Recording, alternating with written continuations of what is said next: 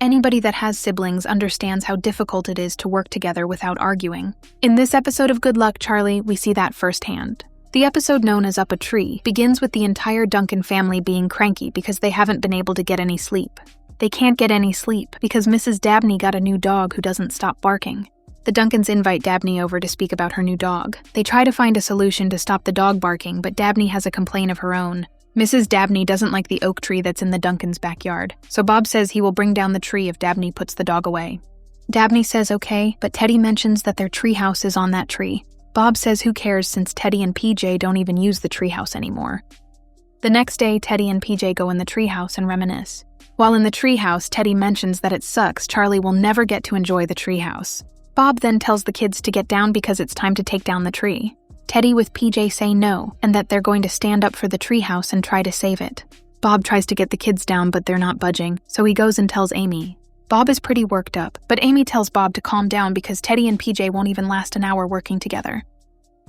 While up in the treehouse, the kids realize they need supplies, so they send Gabe to get the supplies for their sit-in, but Bob stops Gabe, so now Teddy and PJ won't have any supplies or snacks.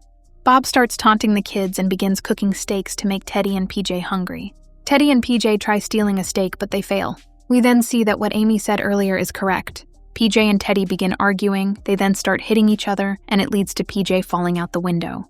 Teddy helps PJ, but tells him that she will only save him from falling if he agrees to not leave the treehouse.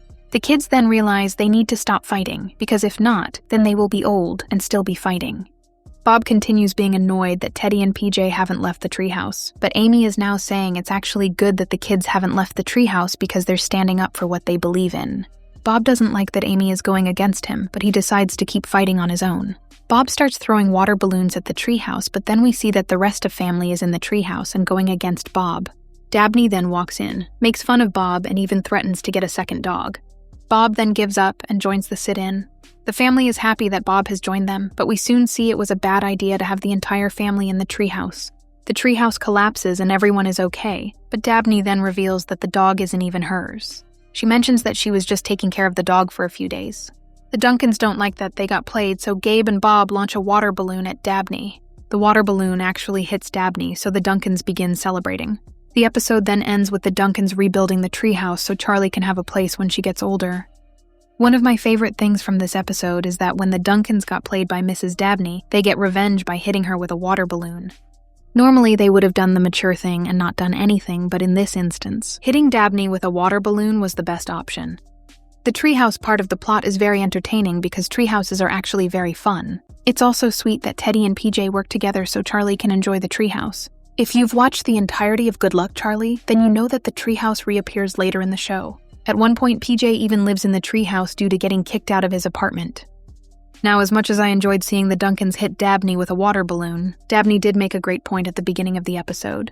Dabney pretty much tells Bob that yeah, they can't sleep due to her dog, but she also couldn't sleep every single time the Duncans had a new baby. Overall, the episode was entertaining and great. It was difficult for them, but Teddy and PJ do end up working together, and that was nice to watch. Comment down below if you thought it was mean of Dabney to trick the Duncans, or are you on Dabney's side when she says the Duncan babies never let her sleep either?